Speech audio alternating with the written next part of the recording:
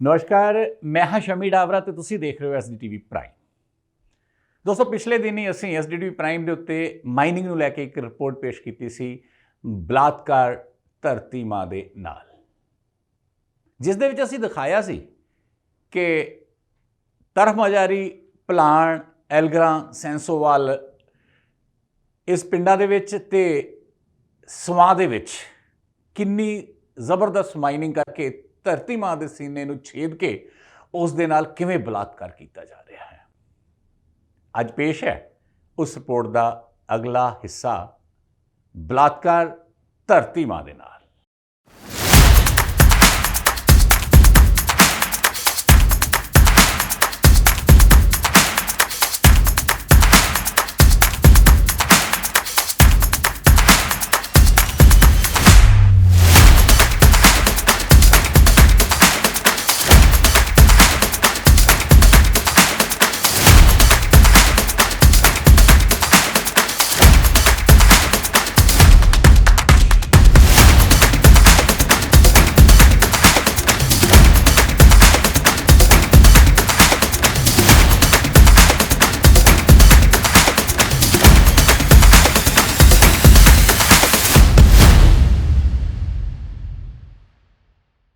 बलात्कार धरती माँ के नाल पार्ट 2 दे विच तुहाडा सब दा स्वागत।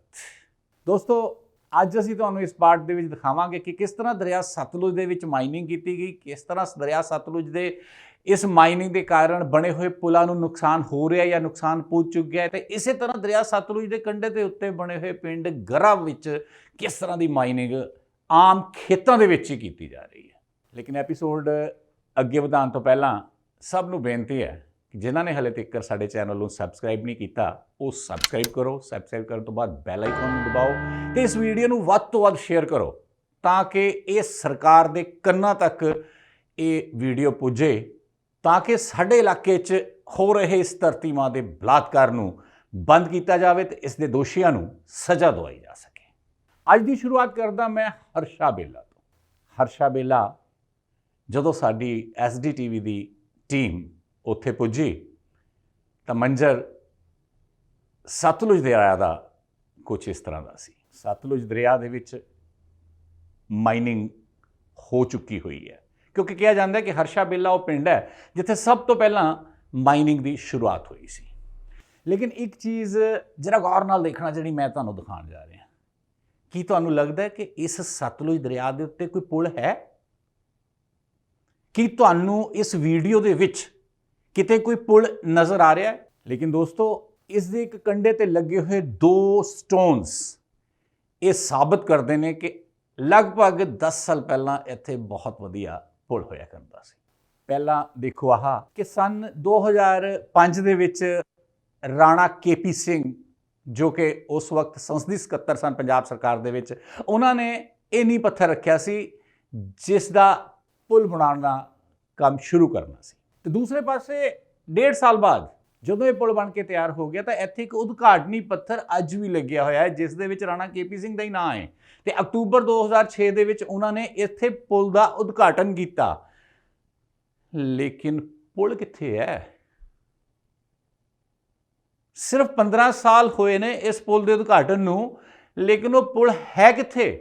जे पिंड के लोगों की गल सुनीए तो वह कहते हैं पुल तो 3-4 साल बाद ही इत्थों हट गया सी। किवें हट गया सी? इस माइनिंग करके हट गया सी। अज नज़ारा कुछ इस तरह का है। सतलुज दरिया दे विच कीती गई माइनिंग नाल ना केवल पिंडां दे पिंड बर्बाद हो रहे हैं, बल्कि जो सरकार ने अपने पद्धर दे उत्ते पुल बनाए गए सी उन्हां दा भी बुरा हाल हो चुका है। वो गिर चुके हैं या टुट चुके हैं या कुछ टुटण के किनारे ने। ऐसे तरह का एक जिहड़ा नींह पत्थर आ देखो तुसीं देख सकते हो, ग्राम पंचायत हरसा बेला विखे पुली का नींह पत्थर मानयोग राणा KP सिंह MLA पार्लीमानी सकत्तर उद्योग ट्रांसपोर्ट कमर्स विभाग पंजाब जी ने अपने कर कमलों नाल मिति 27/3/2005 नूं रखिया सी। इस जगह के उत्ते जिस जगह के उत्ते यह नींह पत्थर रखा गया सीगा उत्थे पुल बनाया गया सी बकायदा, जिस पुल नूं पार करके सतलुज दरिया पार करके लोग जिहड़े दूसरे पासे जाते सन ते ओह अगे नंगल आनंदपुर साहब या किसी होर शहर दे विच अपने कम्मां कारां नूं करदे सन। ਇਸ ਪੁਲ ਦਾ ਬਕਾਇਦਾ ਉਦਘਾਟਨ ਕੀਤਾ ਗਿਆ ਸੀ, ਜਿਸ ਦਾ ਬੋਰਡ ਅੱਜ ਵੀ ਲੱਗਿਆ ਹੋਇਆ ਹੈ। ਇਸ ਦਾ ਉਦਘਾਟਨ ਵੀ ਮਾਨਯੋਗ ਰਾਣਾ KP ਸਿੰਘ ਜੀ ਨੇ, ਸੰਸਦੀ ਸਕੱਤਰ ਟਰਾਂਸਪੋਰਟ ਵਣਜ ਤੇ ਉਦਯੋਗ ਵਿਭਾਗ ਪੰਜਾਬ ਨੇ 27/10/2006 ਨੂੰ ਆਪਣੇ ਕਰ ਕਮਲਾਂ ਦੇ ਨਾਲ ਕੀਤਾ ਸੀ। ਇੱਥੇ ਪੁਲ ਤਾਂ ਬਣ ਕੇ ਤਿਆਰ ਹੋ ਗਿਆ, ਲੇਕਿਨ ਉਸ ਪੁਲ ਦੀ ਸਾਰ ਕਿਸੇ ਨੇ ਨਹੀਂ ਲਈ। ਕਿਉਂ ਨਹੀਂ ਲਈ? ਕਿਉਂਕਿ ਇੱਥੇ ਵੀ ਆ ਗਏ ਸੀ ਉਹ ਵਣਜ ਕਰਨ ਵਾਲੇ ਜਿਹੜੇ ਮਾਈਨਿੰਗ ਦੀ ਵਣਜ ਕਰਦੇ ਸਨ, ਜਿਹੜੇ ਗੈਰ ਕਾਨੂੰਨੀ ਢੰਗ ਦੇ ਨਾਲ ਇਸ ਉਦਯੋਗ ਨੂੰ ਚਲਾਉਂਦੇ ਸਨ, ਜਿਹੜਾ ਮਾਈਨਿੰਗ ਰੂਪੀ ਉਦਯੋਗ ਇੱਥੇ ਪ੍ਰਫੁੱਲਿਤ ਹੋ ਰਿਹਾ ਹੈ। ਤੇ ਮਾਨਯੋਗ ਸੰਸਦੀ ਸਕੱਤਰ ਟਰਾਂਸਪੋਰਟ ਵਣਜ ਤੇ ਉਦਯੋਗ ਨੇ ਆਪਣੀ ਅੱਖਾਂ ਨੂੰ ਬੰਦ ਕਰ ਲਿਆ ਸੀਗਾ ਤੇ ਇਹ ਪੁਲ ਜਿਹੜਾ ਹੈ ਉਹ ਟੁੱਟਣਾ ਸ਼ੁਰੂ ਹੋ ਗਿਆ ਸੀ। ਤੇ ਅੱਜ ਦੀ ਡੇਟ ਵਿੱਚ ਤੁਸੀਂ ਦੇਖ ਸਕਦੇ ਹੋ ਕਿ ਇਸ ਦਰਿਆ ਦੇ ਉੱਤੇ ਕੋਈ ਵੀ ਪੁਲ ਨਹੀਂ ਹੈ। ਅੱਜ ਫਿਰ ਲੋਕ ਜਿਹੜੇ ਹੈ ਉਹ ਦਰਿਆ ਨੂੰ ਜਾਂ ਤਾਂ ਕਿਸ਼ਤੀ ਦੁਆਰਾ ਜਾਂ ਫਿਰ ਵੈਸੇ ਜਿਹੜੇ ਹੈ ਲੰਘਦੇ ਨੇ, ਪਾਰ ਕਰਦੇ ਨੇ, ਜਾਂ ਫਿਰ ਘੁੰਮ ਘੁਮਾ ਕੇ ਨੂਰਪੁਰ ਬੇਦੀ ਸਾਈਡ ਤੋਂ ਜਿਹੜਾ ਹੈ ਉਹ ਅਨੰਦਪੁਰ ਸਾਹਿਬ ਜਾਂ ਕਿਸੇ ਦੂਸਰੇ ਸ਼ਹਿਰਾਂ ਦੇ ਵਿੱਚ ਜਾਂਦੇ ਨੇ। ਸੋ ਤੁਸੀਂ ਦੇਖ ਸਕਦੇ ਹੋ ਕਿ ਇਹ ਜਿਹੜੀ ਗੈਰ ਕਾਨੂੰਨੀ ਢੰਗ ਦੇ ਨਾਲ ਕੀਤੀ ਜਾ ਰਹੀ ਮਾਈਨਿੰਗ ਹੈ, ਇਸ ਦੇ ਨਾਲ ਕੇਵਲ ਤੇ ਕੇਵਲ ਚੂਨਾ ਜਿਹੜਾ ਹੈਗਾ ਉਹ ਇੱਥੋਂ ਦੇ ਲੋਕਾਂ ਨੂੰ ਨਹੀਂ ਲੱਗ ਰਿਹਾ।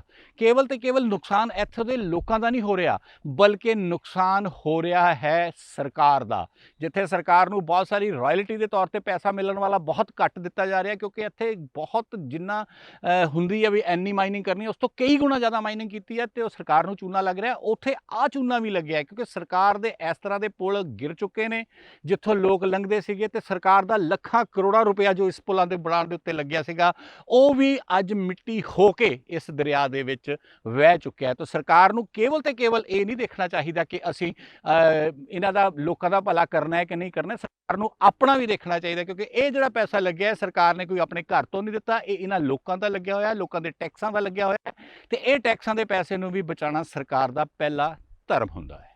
ਸੋ ਦੇਖਿਆ ਤੇ ਸੁਣਿਆ ਦੋਸਤੋ, ਤੁਸੀਂ ਸਰਕਾਰ ਨੇ ਪੁਲ ਬਣਾਇਆ ਸੀ ਲੋਕਾਂ ਦੇ ਆਉਣ ਜਾਣ ਦੇ ਲਈ, ਤਾਂ ਕਿ ਹਰਸ਼ਾ ਬੇਲਾ ਦੇ ਲੋਕ ਆਰਾਮ ਦੇ ਨਾਲ ਪੁਲ ਪਾਰ ਕਰਕੇ, ਸਤਲੁਜ ਪਾਰ ਕਰਕੇ ਅਨੰਦਪੁਰ ਸਾਹਿਬ ਜਾਂ ਨੰਗਲ ਵੱਲ ਨੂੰ ਜਾ ਸਕਣ। ਲੇਕਿਨ ਇਹਨਾਂ ਦਰਿੰਦਿਆਂ ਨੇ ਸਤਲੁਜ ਦਰਿਆ ਦੇ ਵਿੱਚ ਹੀ ਧਰਤੀ ਮਾਂ ਦਾ ਐਸਾ ਰੁਦਨ ਕੀਤਾ ਕਿ ਅੱਜ ਇਹ ਪੁਲ, ਇਸ ਦਾ ਵਜੂਦ ਖਤਮ ਹੋ ਗਿਆ ਹੈ। ਕੀ ਇਹ ਬਲਾਤਕਾਰ ਨਹੀਂ? ਸੋਚੋ ਜਰਾ, ਕਿ ਇਹ ਧਰਤੀ ਮਾਂ ਦੇ ਨਾਲ ਜ਼ਬਰਦਸਤੀ ਨਹੀਂ ਹੈ ਕਿ ਐਡਾ ਵੱਡਾ ਪੁਲ ਜਿਸ ਦੇ ਸਰਕਾਰ ਨੇ ਲੱਖਾਂ ਰੁਪਏ ਖਰਚ ਕੀਤੇ ਹੋਣਗੇ, ਉਹ ਮਾਈਨਿੰਗ ਖਾ ਗਈ। ਕੱਲਾ ਪੁਲ ਕੀ, ਅੱਜ ਦਰਿਆ ਦੇ ਕੰਢੇ ਤੇ ਬਣੇ ਹੋਏ ਮਕਾਨ ਜਿਹੜੇ ਪਹਿਲਾਂ ਦਰਿਆ ਦੇ ਕੰਢੇ ਤੇ ਨਹੀਂ ਸੀ, ਲੋਕਾਂ ਨੇ ਆਪਣੇ ਹੱਸਣ ਖੇਡਣ ਰਹਿਣ ਦੇ ਲਈ ਮਕਾਨ ਬਣਾਏ ਸਨ ਤੇ ਇਹਨਾਂ ਦੇ ਅੱਗੇ ਬੜੇ ਲਹਿਲਹਾਉਂਦੇ ਖੇਤ ਹੋਇਆ ਕਰਦੇ ਸਨ।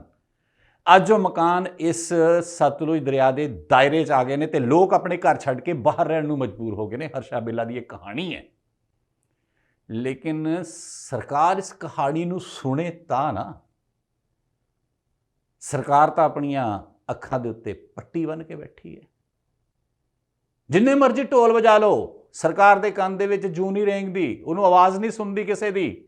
ਇਹਨਾਂ ਪਿੰਡਾਂ ਦੇ ਲੋਕਾਂ ਨੇ ਬਹੁਤ ਜ਼ਿਆਦਾ ਢੋਲ ਵਜਾਏ, ਮਤੇ ਤੱਕ ਪਾਏ ਕਿ ਕੋਈ ਪਿੰਡ ਦਾ ਵਾਸੀ ਜਿਹੜਾ ਹੈ ਮਾਈਨਿੰਗ ਵਾਲਿਆਂ ਨੂੰ ਜਗ੍ਹਾ ਨਹੀਂ ਦੇਗਾ, ਲੇਕਿਨ ਛੁਣਛੁਣਾ ਸਰਕਾਰ ਫੜਾਉਂਦੀ ਹੈ, ਦਬਾਅ ਪਾਉਂਦੀ ਹੈ, ਵਿਚਾਰੇ ਮਜਬੂਰ ਹੋ ਜਾਂਦੇ ਨੇ।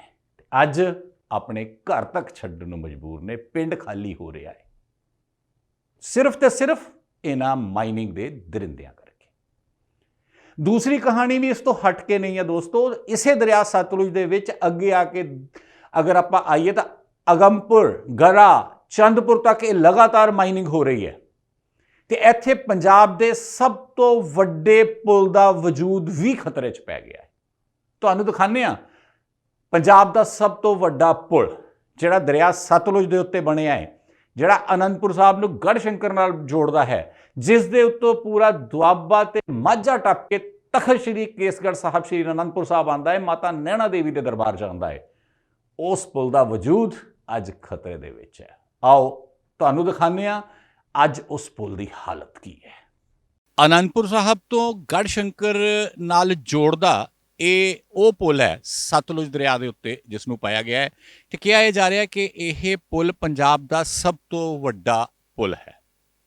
ਲੇਕਿਨ ਹੁਣ ਇਸ ਪੁਲ ਦਾ ਵਜੂਦ ਖਤਰੇ 'ਚ ਪੈ ਗਿਆ ਹੈ, ਕਿਉਂਕਿ ਇਸ ਪੁਲ ਦੇ ਥੱਲੇ ਵੀ ਨਜਾਇਜ਼ ਮਾਈਨਿੰਗ ਕਰਨ ਵਾਲਿਆਂ ਨੇ ਖੋਦ ਕੇ ਇਸ ਨੂੰ ਖੋਖਲਾ ਕਰ ਦਿੱਤਾ ਹੈ।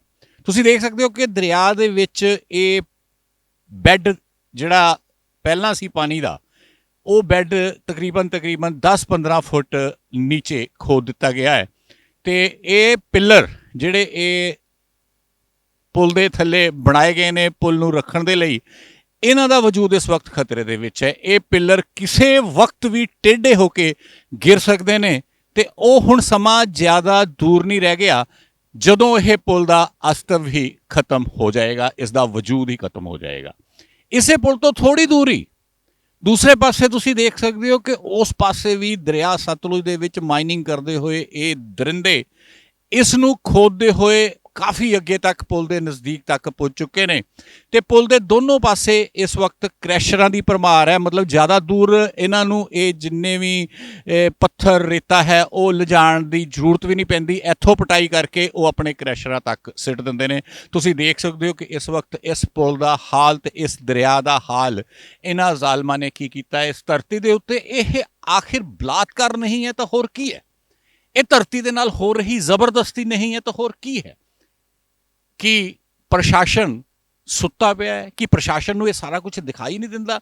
ਇਸ ਦੇ ਉੱਤੇ ਬੜਾ ਵੱਡਾ ਸਵਾਲ ਜਿਹੜਾ ਹੈ ਉਹ ਪੈਦਾ ਹੁੰਦਾ ਹੈ। ਦੇਖਿਆ ਤੁਸੀਂ, ਇਹ ਦਰਿਆ ਸਤਲੁਜ ਤੇ ਬਣਿਆ ਪੁਲ ਹੈ। ਪੁਲ ਦੇ ਪਾਵੇ ਜਿਹੜੇ ਧਰਤੀ ਦੇ ਵਿੱਚ ਸੀ ਉਹ ਅੱਜ ਨੰਗੇ ਹੋ ਗਏ ਨੇ। ਉਸ ਪਾਵਿਆਂ ਦੇ ਆਲੇ ਦੁਆਲੇ ਤੱਕ ਮਾਈਨਿੰਗ ਕਰ ਲਈ ਗਈ ਹੈ। ਇੱਥੇ ਹੀ ਬਸ ਨਹੀਂ, ਜਿਹੜਾ ਸਤਲੁਜ ਦਰਿਆ ਦਾ ਬੈੱਡ ਹੈ ਉਸ ਤੋਂ ਤਕਰੀਬਨ 15 ਫੁੱਟ ਤੱਕ ਇਸ ਪੁਲ ਦੇ ਆਲੇ ਦੁਆਲੇ ਮਾਈਨਿੰਗ ਹੋ ਚੁੱਕੀ ਹੈ ਤੇ ਪੁਲ ਇਹ ਵਾਈਬ੍ਰੇਟ ਕਰਦਾ ਹੈ, ਹਿੱਲਣ ਲੱਗ ਪਿਆ ਇਹ ਪੁਲ।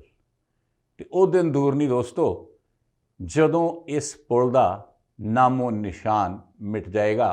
ਇਹ ਪੁਲ ਕਿਸੇ ਵੀ ਵਕਤ ਗਿਰ ਸਕਦਾ ਹੈ ਤੇ ਸਰਕਾਰ ਦਾ ਕਰੋੜਾਂ ਰੁਪਇਆ ਲੱਗਿਆ ਹੋਇਆ ਬੇਕਾਰ ਹੋ ਜਾਏਗਾ। ਅੱਜ ਇਹ ਬਲਾਤਕਾਰੀ ਦਰਿੰਦੇ ਇਸ ਧਰਤੀ ਤੇ ਆ ਕੇ ਇਸ ਧਰਤੀ ਨਾਲ ਅਜਿਹਾ ਬਲਾਤਕਾਰ ਕਰ ਰਹੇ ਨੇ ਕਿ ਨਾ ਤਾਂ ਇਹਨਾਂ ਨੂੰ ਸਰਕਾਰੀ ਸੰਪਤੀ ਨਜ਼ਰ ਆ ਰਹੀ ਹੈ, ਨਾ ਕੁਝ ਹੋਰ ਨਜ਼ਰ ਆ ਰਿਹਾ। ਇਹਨਾਂ ਦਾ ਇੱਕੋ ਹੀ ਮਾਟੋ ਹੈ ਕਿ ਵੱਧ ਤੋਂ ਵੱਧ ਮਾਈਨਿੰਗ ਕਰਕੇ ਵੱਧ ਤੋਂ ਵੱਧ ਪੈਸਾ ਕਮਾਉਣਾ। ਸਰਕਾਰ ਜੀ ਤੁਸੀਂ ਤਾਂ ਲੰਘਦੇ ਇੱਥੋਂ, ਸਰਕਾਰ ਜੀ ਤੁਹਾਡੇ ਤੱਕ ਤਾਂ ਲੋਕ ਆਵਾਜ਼ ਪਹੁੰਚਾਉਂਦੇ ਨੇ।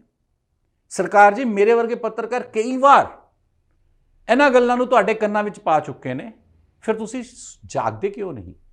ਤੁਸੀਂ ਕੋਈ ਕਾਰਵਾਈ ਕਿਉਂ ਨਹੀਂ ਕਰਦੇ?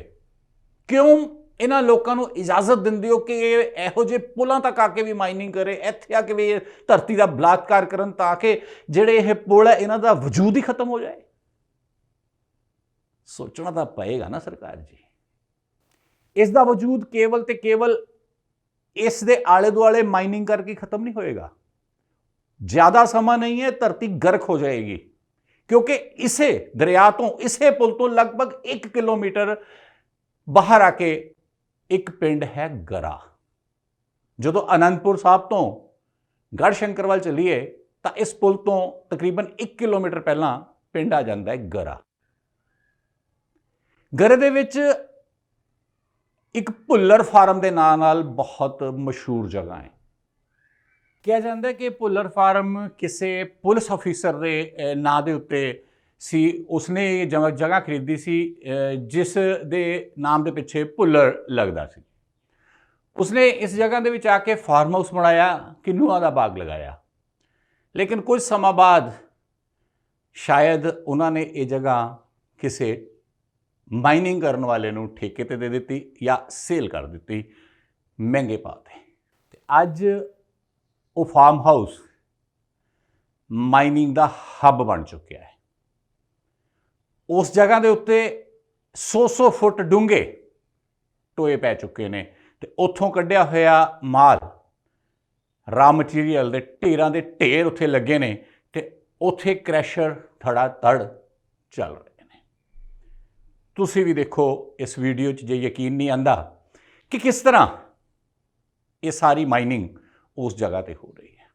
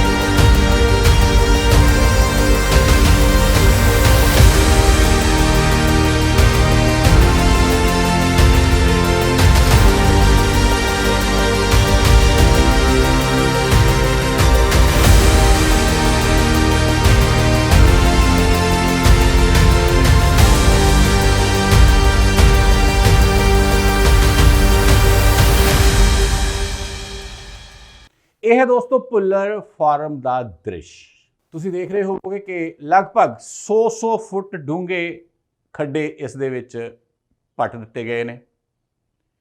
ਬਕਾਇਦਾ ਮਸ਼ੀਨਾਂ ਚੱਲ ਕੇ ਦਿਨ ਰਾਤ ਇੱਥੇ ਮਾਈਨਿੰਗ ਕਰ ਰਹੀਆਂ ਨੇ ਤੇ ਜਦੋਂ ਇਹਨਾਂ ਖੱਡਿਆਂ ਦੇ ਵਿੱਚ ਪਾਣੀ ਭਰ ਜਾਂਦਾ ਹੈ ਤਾਂ ਇੱਥੇ ਲੱਗੀਆਂ ਹੋਈਆਂ 20 ਹਾਰਸ ਪਾਵਰ ਦੀਆਂ 5 ਮੋਟਰਾਂ ਤੁਸੀਂ ਦੇਖ ਰਹੇ ਹੋ ਸਕਰੀਨ ਦੇ ਉੱਤੇ 20 ਹਾਰਸ ਪਾਵਰ ਦੀਆਂ ਇਹ 5 ਮੋਟਰਾਂ ਇਸ ਪਾਣੀ ਨੂੰ ਬਾਹਰ ਕੱਢਦੀਆਂ ਨੇ ਤਾਂ ਕਿ ਪੌਕਲੈਨ ਹੋਰ ਡੂੰਘੀ ਜਾ ਸਕੇ, ਜੇਸੀਬੀਆਂ ਹੋਰ ਥੱਲੇ ਤੱਕ ਜਾ ਸਕਣ ਤੇ ਖੁਦਾਈ ਕਰ ਸਕਣ। ਇੱਥੇ ਕੇਵਲ ਤੇ ਕੇਵਲ ਮਾਈਨਿੰਗ ਡਿਪਾਰਟਮੈਂਟ ਜਾਂ ਕਿਸੇ ਹੋਰ ਦੀ ਗਲਤੀ ਨਹੀਂ ਹੈ ਵੀ ਸਿਰਫ ਤੇ ਸਿਰਫ ਉਹ ਮਾਈਨਿੰਗ ਡਿਪਾਰਟਮੈਂਟ ਇਹਨਾਂ ਤੇ ਨਿਗਾਹ ਨਹੀਂ ਰੱਖਦੀ, ਇਹਨਾਂ ਨੂੰ ਕੁਝ ਕਹਿੰਦੀ ਨਹੀਂ ਤੇ ਇਹ ਕਰ ਰਹੀ ਹੈ। ਲੇਕਿਨ ਦੋਸਤੋ ਜਿਹੜੀਆਂ ਮੋਟਰਾਂ ਇਹ ਚੱਲ ਰਹੀਆਂ ਨੇ ਨਾ, ਇਹ ਸਾਰੀਆਂ ਬਿਜਲੀ ਨਾਲ ਚੱਲ ਰਹੀਆਂ ਨੇ ਤੇ ਇਸ ਜਗ੍ਹਾ ਦੇ ਉੱਤੇ ਬਿਜਲੀ ਦਾ ਕਨੈਕਸ਼ਨ ਨਹੀਂ ਹੈ, ਇਹ ਕੁੰਡੀ ਦੇ ਨਾਲ ਚੱਲ ਰਹੀਆਂ ਨੇ। ਕੁੰਡੀ ਦੇ ਨਾਲ ਹੀ ਭਾਵ ਚੋਰੀ ਦੀ ਬਿਜਲੀ ਦੇ ਨਾਲ ਇਹ 5 ਮੋਟਰਾਂ 20 ਹਾਰਸ ਪਾਵਰ ਦੀਆਂ ਚਲਾਈਆਂ ਜਾ ਰਹੀਆਂ ਨੇ। ਕਿਸੇ ਗਰੀਬ ਦੇ ਘਰ ਇੱਕ ਬੱਲਬ ਲੱਗਿਆ ਹੋਵੇ ਔਰ ਕੁੰਡੀ ਲਗਾ ਲਵੇ ਨਾ ਤਾਂ ਫਲਾਈਂਗ ਸਕੁਐਡ ਪਾਵਰਕਾਮ ਦਾ ਆ ਕੇ ਉਹਨਾਂ ਨੂੰ ਹਜ਼ਾਰਾਂ ਰੁਪਏ ਜੁਰਮਾਨਾ ਕਰ ਦਿੰਦਾ ਹੈ। ਲੇਕਿਨ ਇੱਥੇ ਤਾਂ ਪਾਵਰਕਾਮ ਨੇ ਵੀ ਅੱਖਾਂ ਬੰਦ ਕਰ ਰਹੀਆਂ ਨੇ। ਇੱਥੇ ਤਾਂ ਬਿਜਲੀ ਵਿਭਾਗ ਵੀ ਸੁੱਤਾ ਪਿਆ ਹੈ। ਇੱਥੇ ਤਾਂ ਬਿਜਲੀ ਵਿਭਾਗ ਨੂੰ ਕੁਝ ਦਿਖਾਈ ਨਹੀਂ ਦਿੰਦਾ ਕਿ 5 ਮੋਟਰਾਂ ਜਿਹੜੀਆਂ ਲਗਾਤਾਰ ਇੱਥੇ ਕੰਮ ਕਰ ਰਹੀਆਂ ਨੇ ਉਹ ਨਜਾਇਜ਼ ਰੂਪ 'ਚ ਚੋਰੀ ਦੀ ਬਿਜਲੀ ਦੇ ਨਾਲ ਕੰਮ ਕਰ ਰਹੀਆਂ। ਇਹ ਜੇਸੀਬੀ ਮਸ਼ੀਨ ਲੱਗੀ ਹੋਈ, ਪੌਕਲਾਈਨ ਲੱਗੀ ਹੋਈ ਤੁਸੀਂ ਦੇਖ ਰਹੇ ਹੋ ਸਕਰੀਨ ਦੇ ਉੱਤੇ, ਇਹ ਧੜਾ ਧੜ ਇੱਥੋਂ ਪਟਾਈ ਕਰਦੀ ਹੈ, ਟਿੱਪਰਾਂ ਦੇ ਵਿੱਚ ਭਰਦੀ ਹੈ ਤੇ ਬਾਹਰ ਆ ਕੇ ਇਹਨਾਂ ਨੂੰ ਰਾ ਮਟੀਰੀਅਲ ਨੂੰ ਸਿੱਟ ਦਿੱਤਾ ਜਾਂਦਾ ਹੈ। ਇਹ ਰਾ ਮਟੀਰੀਅਲ ਦੇ ਲੱਗੇ ਹੋਏ ਢੇਰ ਇਸ ਗੱਲ ਦਾ ਸਬੂਤ ਨੇ ਕਿ ਇੱਥੇ ਦਿਨ ਰਾਤ ਖੁਦਾਈ ਕੀਤੀ ਜਾਂਦੀ ਹੈ ਤੇ ਫਿਰ ਇੱਥੋਂ ਕ੍ਰੈਸ਼ਰ ਵੀ ਲੱਗੇ ਹੋਏ ਨੇ। ਇਹ ਸਾਰਾ ਮਟੀਰੀਅਲ ਕ੍ਰੈਸ਼ਰ ਦੇ ਉੱਪਰ ਪੁੱਜ ਕੇ ਬਰੀਕ ਹੋ ਕੇ ਕ੍ਰਸ਼ ਹੋ ਕੇ ਟਿੱਪਰਾਂ 'ਚ ਲੱਦ ਕੇ ਫਿਰ ਬਾਹਰਲੀਆਂ ਸਟੇਟਾਂ 'ਚ ਤੇ ਪੰਜਾਬ ਦੇ ਹੋਰ ਸ਼ਹਿਰਾਂ ਦੇ ਵਿੱਚ ਪੁੱਜ ਜਾਂਦਾ ਹੈ। ਜਦੋਂ ਇਸ ਜਗ੍ਹਾ ਦੇ ਉੱਤੇ 100 ਫੁੱਟ ਡੂੰਘੇ ਟੋਏ ਪੈ ਗਏ ਨੇ ਔਰ ਥੋੜੇ ਨਹੀਂ ਕਈ ਏਕੜਾਂ ਦੇ ਵਿੱਚ ਇਸੇ ਤਰ੍ਹਾਂ ਦਾ ਨਜ਼ਾਰਾ ਨਜ਼ਰ ਆ ਰਿਹਾ ਹੈ, ਜਿਸ ਤੋਂ ਕੇਵਲ ਅੱਧਾ ਕਿਲੋਮੀਟਰ ਦੂਰ ਸਤਲੁਜ ਦਰਿਆ ਚੱਲ ਰਿਹਾ ਹੈ, ਤਾਂ ਤੁਸੀਂ ਸਹਿਜ ਹੀ ਅੰਦਾਜ਼ਾ ਲਗਾ ਸਕਦੇ ਹੋ ਕਿ ਸਤਲੁਜ ਦਰਿਆ ਕਦੋਂ ਤੱਕ ਇਸ ਪਿੰਡ ਨੂੰ ਬਖਸ਼ੇਗਾ। ਆਉਣ ਵਾਲੇ ਸਮੇਂ ਦੇ ਵਿੱਚ ਲੋਕ ਕਹਿਣਗੇ ਕਿ ਇੱਥੇ ਗਰਾ ਪਿੰਡ ਹੋਇਆ ਕਰਦਾ ਸੀ, ਇੱਥੇ ਲੋਕ ਵਸਿਆ ਕਰਦੇ ਸਨ, ਕਿਉਂਕਿ ਆਉਣ ਵਾਲੇ 1-2 ਸਾਲ ਦੇ ਵਿੱਚ ਅਗਰ ਹਾਲਾਤ ਇਸ ਤਰ੍ਹਾਂ ਹੀ ਰਹੇ ਤਾਂ ਨਾ ਇੱਥੇ ਗਰਾ ਰਹੇਗਾ ਤੇ ਨਾ ਗਰੇ ਦੇ ਵਾਸੀ। ਦੋਸਤੋ ਸਾਡੇ ਕੋਲ ਇੱਕ ਬਾਈਟ ਹੈ ਜੋ ਅਸੀਂ ਲਗਭਗ 4.5 ਸਾਲ ਪਹਿਲਾਂ ਰਿਕਾਰਡ ਕੀਤੀ ਸੀ ਰਾਣਾ KP ਜੀ ਦੀ, ਜਦੋਂ ਉਹ ਓਪੋਜੀਸ਼ਨ ਦੇ ਵਿੱਚ ਸੀ, ਸਰਕਾਰ ਦਾ ਹਿੱਸਾ ਨਹੀਂ ਸੀ। ਪੰਜਾਬ ਦੇ ਵਿੱਚ ਭਾਰਤੀ ਜਨਤਾ ਪਾਰਟੀ ਤੇ ਅਕਾਲੀ ਦਲ ਦੀ ਸਾਂਝੀ ਸਰਕਾਰ ਸੀ। ਉਹਨਾਂ ਨੇ ਕਿਹਾ ਸੀ ਵੀ ਇੱਥੇ 30-30 ਫੁੱਟ ਡੂੰਘੇ ਟੋਏ ਜਿਹੜੇ ਲੁਟੇਰਿਆਂ ਨੇ ਪਾਏ ਹੋਏ ਨੇ, ਇਸ ਇਲਾਕੇ ਨੂੰ ਲੁੱਟ ਕੇ ਜਿਹੜੇ ਬਾਹਰ ਲਿਜਾ ਰਹੇ ਨੇ, ਅਸੀਂ ਇਹ ਸਾਰਾ ਕੁਝ ਬੰਦ ਕਰਾਵਾਂਗੇ ਤੇ ਉਹਨਾਂ ਵਿਰੁੱਧ ਕਾਰਵਾਈ ਕਰਾਵਾਂਗੇ। ਦੋਏ ਪੁਲ ਗਿਰਨ ਵਾਲੇ ਆ, ਐਲਗਰਾਂ ਵਾਲਾ ਵੀ ਗਿਰ ਸਕਦਾ, ਅਗੰਪਰ ਵਾਲਾ ਵੀ ਗਿਰ ਸਕਦਾ।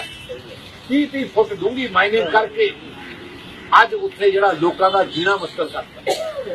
ਖਾਸ ਤੌਰ ਤੇ ਅਗੰਪਰ ਦੇ ਪਿੰਡਾਂ ਜਿਹੜੇ ਬੰਦੇ ਬੇਸਹਾਰੇ ਆ, ਜਿਨ੍ਹਾਂ ਕੋਲ ਬੰਦਿਆਂ ਦਾ ਜੋਰ ਨਹੀਂ ਹੈ, ਅੱਜ ਚੰਡੀਗੜ੍ਹ ਔਰ ਬਾਹਰ ਦੇ ਗੁੰਡਿਆਂ ਨੇ ਆ ਕੇ ਜ਼ਬਰਦਸਤੀ ਉਹਨਾਂ ਦੀਆਂ ਜ਼ਮੀਨਾਂ ਪੱਟ ਕੇ तमाम पत्थर जड़ा है और बजरी बना के रेता बना के वो साडे हल्के तो बाहर कर। लेकिन अज 4.5 साल सरकार बनी नूं हो गए ने ते वो 30 फुट डूंघे टोए अज 100 फुट दे हो गए ने, पर कार्रवाई तो किसी ने नहीं की। बल्कि जो काम 10 साल दे विच श्रोमणी अकाली दल ते भाजपा की सरकार ने कीता सी, वो तो कांग्रेस सरकार ने 4.5 साल च कर दिता।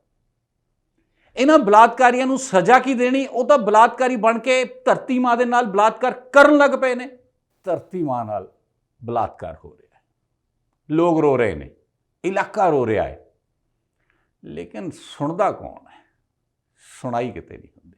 साडी अज दी ये पेशकश बलात्कार धरती माँ दे नाल अज इत्थे ही असीं बंद करदे हां, लेकिन कल असीं तुहानूं दिखावांगे कि इत्थे किन्ने क्रैशर ने, क्रैशरां दी कमाई किस तरह हुंदी है, कौन कौन नेता आके इत्थे आश्वासन दिंदे ने, क्यों धरने लगाण ते लोग मजबूर ने, ते की कहंदे ने सरकार दे नुमाइंदे ਜਿਹੜੇ ਅੱਜ 에ਅਰ ਕੰਡੀਸ਼ਨਡ ਕਮਰਿਆਂ 'ਚ ਬੈਠ ਕੇ ਇਹ ਸਾਰਾ ਨਜ਼ਾਰਾ ਤੱਕ ਰਹੇ ਨੇ।